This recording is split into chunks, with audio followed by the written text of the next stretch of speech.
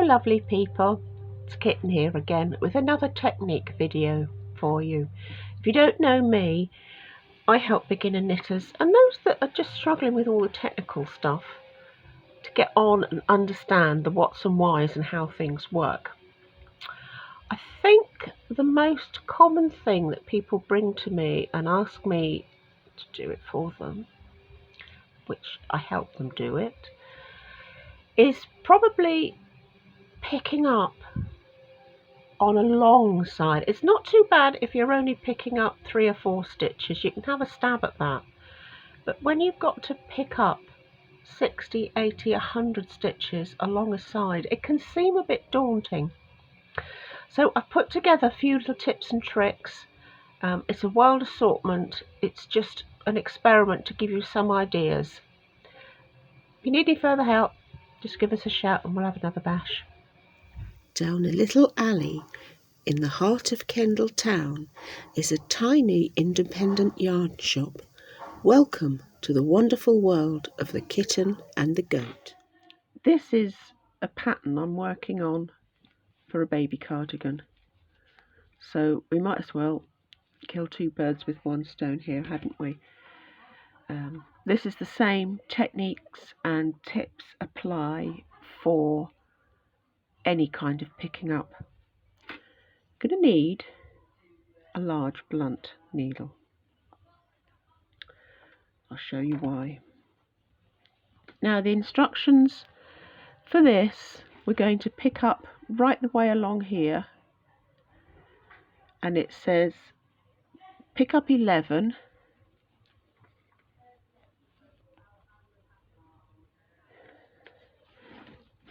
Just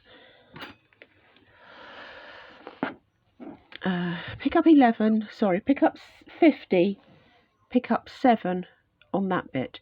Quite often on the pattern it'll say pick up 12 around this side of the neck, so many across the back, so many down the other side of the neck. So it splits it up into sections ready for you. But the issue people have is picking up the stitches along this great big length. This could be any kind of length and any amount of stitches. So the first thing to do is fold it in half. And you take your needle and where it's half,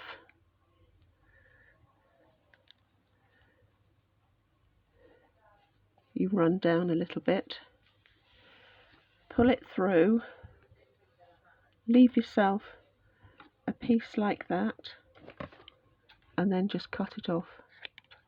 You can use pins, you can use markers, but personally I find those a bit cumbersome and they get in the way. Then we're going to take the centre and that side and we're going to fold it in half again. That's where the half is. So we're going to run a thread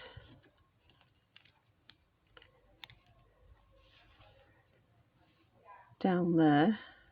Where's the end of that? There, what's right up there? Okay.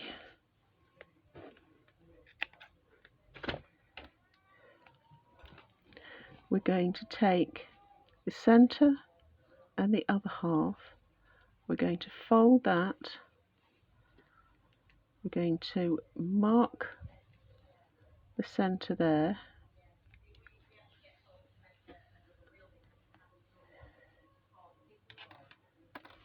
Now, depending how confident you are, probably not at the early stages, and depending how long you have an area to fill in, you can fold it in half again. Probably should have had a different colour for this, never mind. We'll remember. Curse of my life, I'll remember. No, I won't. Mark that.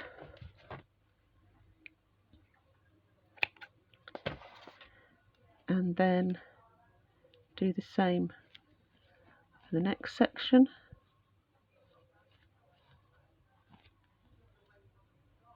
Now, it doesn't have to be spot on accurate.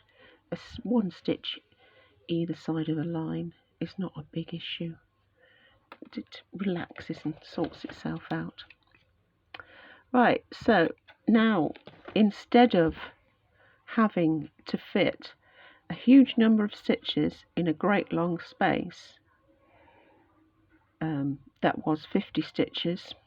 This is just wild guesswork. I haven't finished writing the pattern yet. You've now got 25 stitches to fit in that small piece. We've now got 12, one right on the divider and 12 that side. So we've now got 6 stitches, 6 stitches, one right on the marker, 6 stitches, 6 stitches. Breaks it up into much easier chunks for you.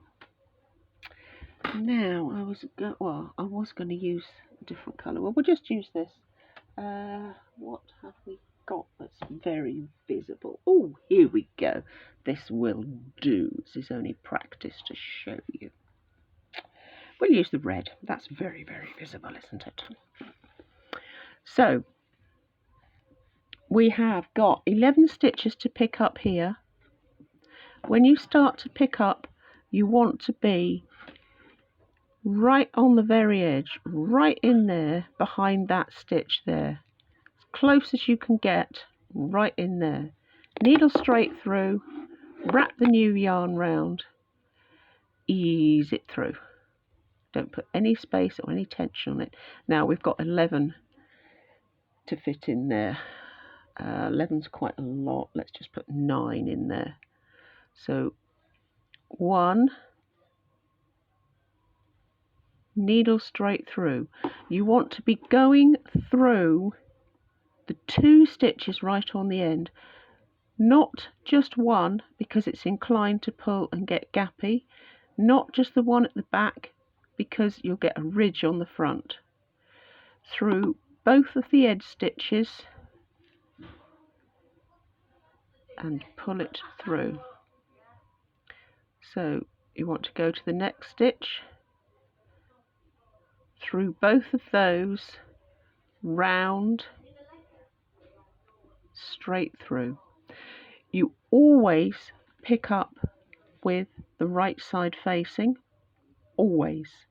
You always start on the right hand side if you're a right hand knitter, on the left hand side if you're a left hand knitter. You always pick up with a knit stitch, otherwise it shows. You sort your pattern out, whatever you're going to do, on the stitch after. You see, oh look, I've split that there. Try not to split your yarn. Right the way through and pick up. Could you knit a band separately and sew it on afterwards instead of just, I mean, these are usually 5-6 rows. Sometimes on chunky jackets they're wider. So you're picking up all this effort. You're going to work 5 or 6 rows, you're going to cast off. So is it worth just doing a strip? Yes, some patterns call for that. I don't like it. I would rather do this. I find it neater. You don't have very much of a seam under here once you get going. There's a bit I've done. There's a bit I've done. That's all you have on the back. It sits much flatter, much nicer. And you're swapping one chore for another. Let's be honest, who wants to sew up this great big long plain seam? Do you want to sew those 2 edges together? I know I don't. It's worth persevering to learn the techniques. Just go slowly. Look at where the point of the needle's going. That's tricky because it's right on that colour change. Doesn't matter if the stitch is 1 row this way, 1 row that way. Just get it as even as you can to spread out the stitches as you go. Okay, I'm not really taking much notice of this because I'm only showing you straight through and round. Just relax, let the needle mark the stitches for you. You normally do ribs in half-size needle smaller because it puts a bit of tension on the edge of the fabric. It keeps it neat, stops it going all baggy and frilly. So you just work up like that. Make sure you get through both sides. Okay, there's no gaps there. If you find you pick up, let me see if we can do it, just pick up a little one like that. See where that's gappy there? You'll put strain on that and you'll ruin the edge of the buttonhole. So make sure you get through both sides. There's no rush. You know, this is the fun of it. Nice and gentle, nice and relaxing. If you get to one of your markers and you haven't got enough stitches, or you've got too many stitches, or you look back and you think, oh, there's a great big gap there. Very, very simple. Just take the needle out, pull it back like that. Because you've got your markers in it, you can forget what's going on down here and you can just work marker to marker and count as you go.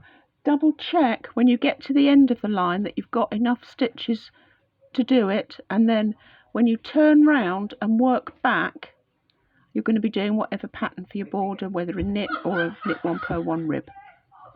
Okay, let me know how you get on. If you want any more clarification, just shoot me an email and we'll have a think about it. This little video is brought to you as part of our virtual knitting circle.